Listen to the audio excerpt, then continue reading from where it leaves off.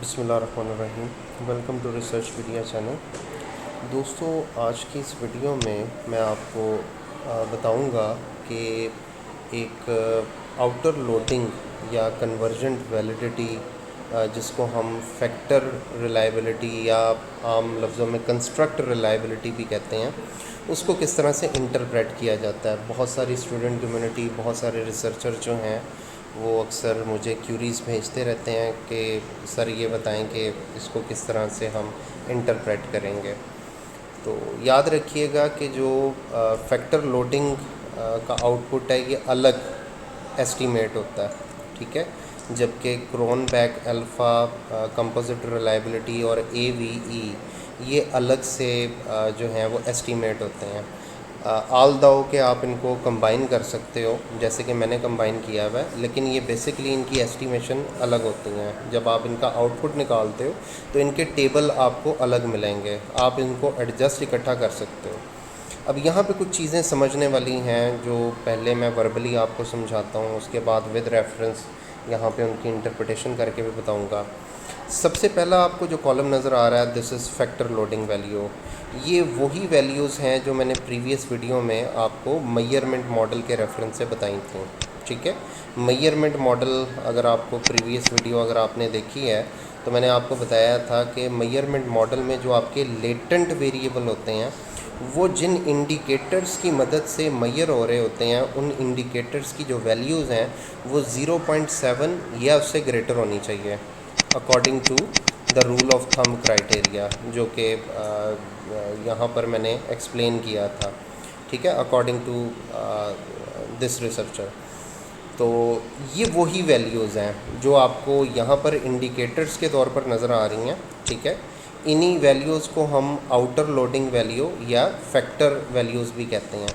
तो ये पहला कॉलम तो उन्हीं वैल्यूज़ पर मुश्तमिल है जो आपको मेजरमेंट मॉडल में नज़र आ रही हैं, ठीक है।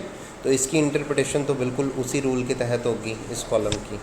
उसके बाद जो आपको सेकंड कॉलम इस टेबल में नज़र आ रहा है उसको हम क्रोनबेक अल्फ़ा कहते हैं। बाज़ जगह आपको CA लिखा हुआ नज़र आता है, बाज़ जगह पूरा क्रोनबेक अल्फ़ा लिखा हुआ नज़र आ रहा होता है।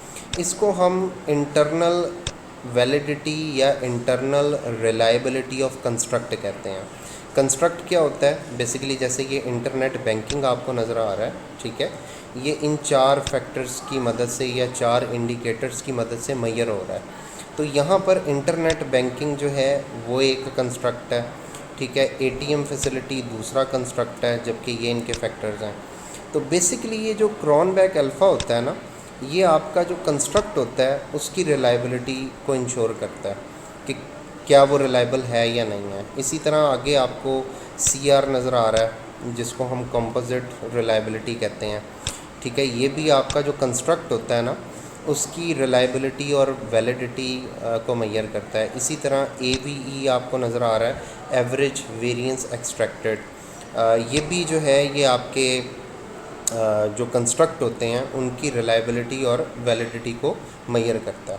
अब यहाँ पे एक और फ़र्क मैं बताता चलूँ, क्रोनबेक अल्फ़ा और CR यानी कंपोजिट रिलायबिलिटी, इन्हें हम basically internal reliability of construct कहते हैं, जबकि जो AVE है ये एक्सटर्नल रिलायबिलिटी ऑफ कंस्ट्रक्ट्स है। स्टैटिस्टिकली अगर हम बात करें तो किसी भी कंस्ट्रक्ट का इंटरनली रिलायबल होना भी ज़रूरी है, ठीक है, यानी इंटरनल रिलायबिलिटी भी होनी चाहिए कंस्ट्रक्ट की और एक्सटर्नल भी होनी चाहिए। इनके लिए जो रूल ऑफ थंब है वो ये है कि क्रोनबेक अल्फ़ा और CR इन दोनों की वैल्यूज़ 0.7 या इससे ग्रेटर होनी चाहिए, जबकि जो AVE है जिसको हम एवरेज वेरिएंस एक्सट्रैक्टेड कहते हैं, इसकी वैल्यू 0.5 या इससे ग्रेटर होनी चाहिए, ठीक है। यानी अगर हम एक्सटर्नल रिलायबिलिटी या वैलिडिटी को इंश्योर करना चाह रहे हैं तो वैल्यू मस्ट बी 0.50 और ग्रेटर, और अगर हम इंटरनल रिलायबिलिटी को इंश्योर करना चाह रहे हैं तो value must be greater than 0.7 और ग्रेटर, ठीक है। फैक्टर लोडिंग का ऑलरेडी प्रीवियस वीडियो में बता चुका हूँ कि ये जो फैक्टर्स होते हैं इनकी लोडिंग 0.6 या 0.7 से ग्रेटर होनी चाहिए, ठीक है। तो तो अब इनकी इंटरप्रिटेशन की तरफ आते हैं और इनको कन्वर्जेंट वैलिडिटी क्यों कहते हैं उसके लिए थोड़ा सा मैं आपको बुकिश रेफरेंस आपको दिखा देता हूँ कि बुक इसके बारे में क्या कहती है। ये जो मैंने अभी डिस्कशन की, these are called construct reliability. ठीक है, कंस्ट्रक्ट रिलायबिलिटी में पहले क्रॉनबैक अल्फ़ा आता है और उसके बाद कंपोजिट रिलायबिलिटी आती है। दोनों में जो एक्सेप्टेबल रेंज है वो 0.7 या उससे ग्रेटर होनी चाहिए।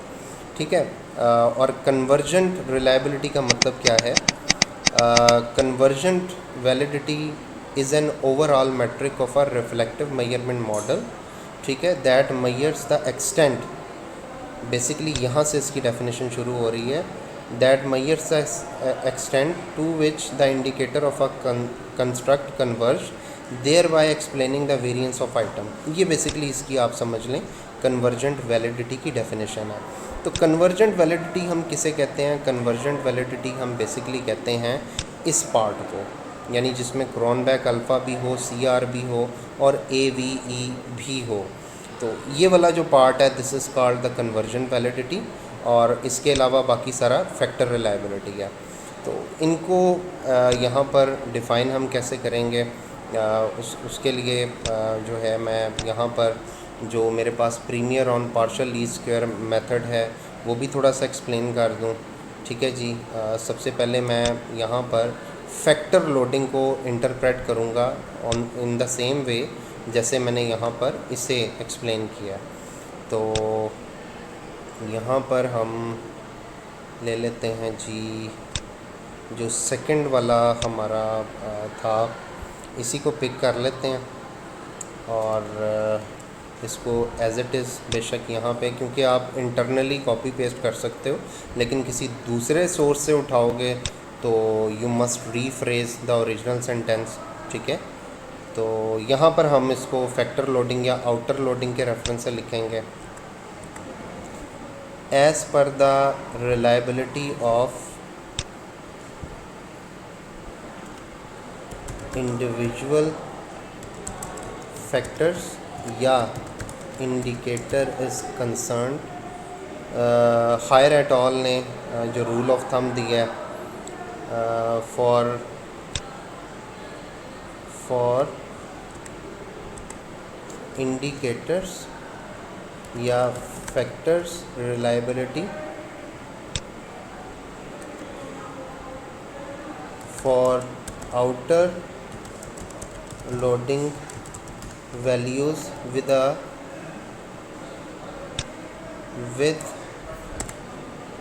value of 0.70 और ग्रेटर। ठीक है, तो ये इस तरह से करके यहाँ पे बन गया। यहाँ पे हम थोड़ा सा रेफरेंस दे देते हैं टेबल का।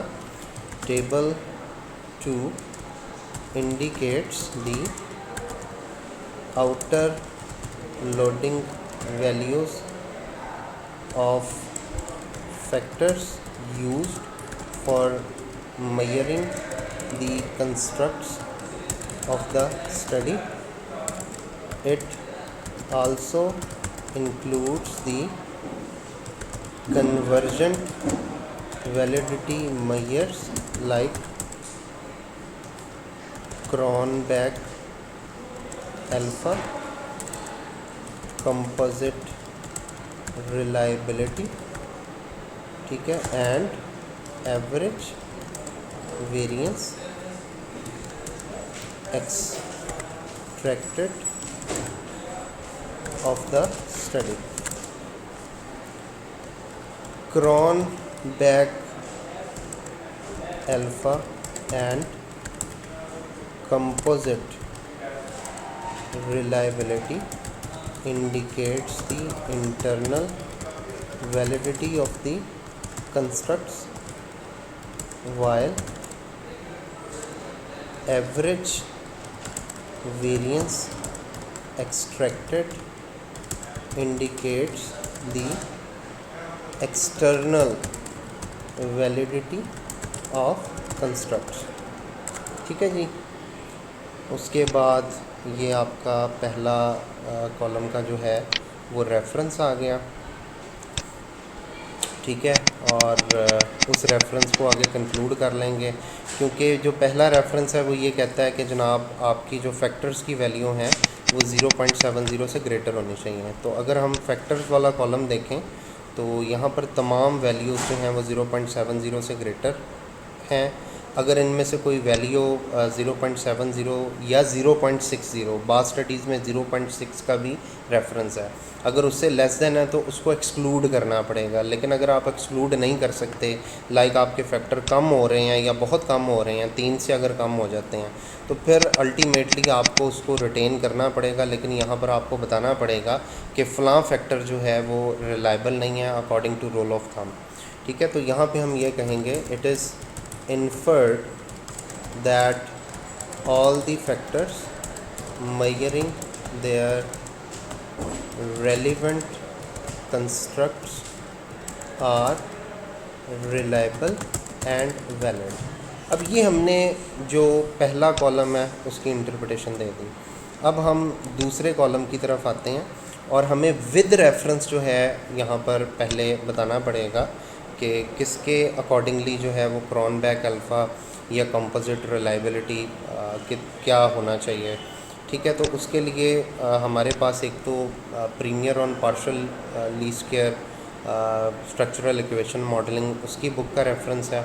उसमें वो कहता है कि जो कंपोजिट रिलायबिलिटी है वो अगर बिलो 0.60 हो तो वो lack of internal consistency show करती है।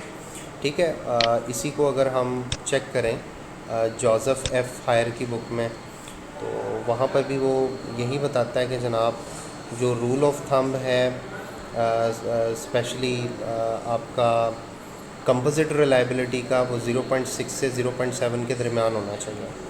ठीक है, तो आप यही कंसिडर कर लें फॉर द क्रॉनबैक अल्फ़ा। ठीक है, तो यहाँ पर हम इंडिकेट कर देते हैं as per the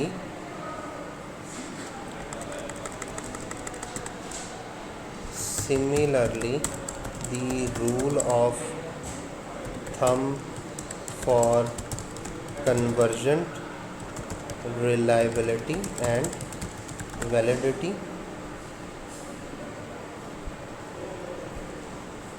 as per the suggestions of, ये आगे हम ये दो रेफरेंसेस कोट कर देते हैं।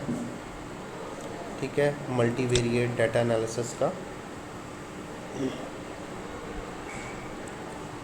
ये रेफरेंस फीड होने के बाद आप क्योंकि ये लाइन के मिड में है इसको बेशक आप एज ए ऑथर ईयर पे ले जाओ और यहाँ पर आप इंडिकेट कर दो the rule of thumb for convergent reliability and validity as per the suggestion of Hair et al is 0.708 for Cronbach alpha,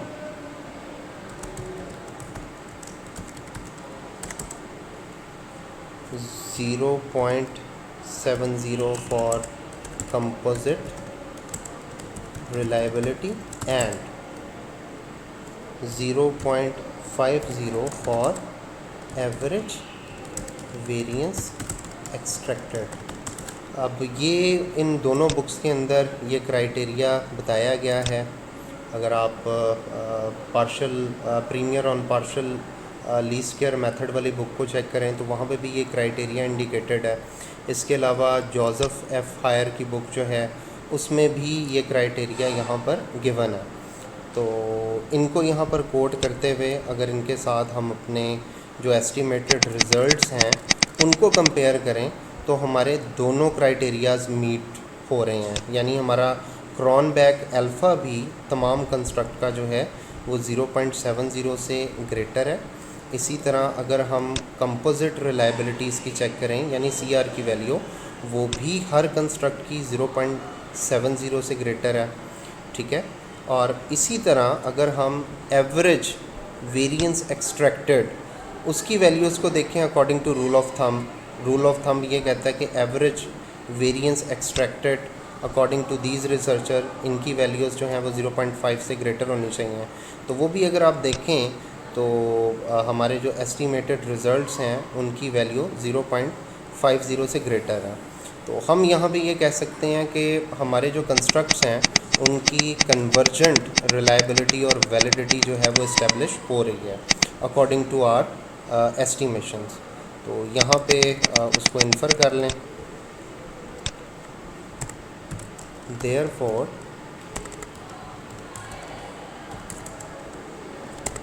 it is inferred that the constructs of the study are valid and reliable as per the rule of thumb established by Hire et al.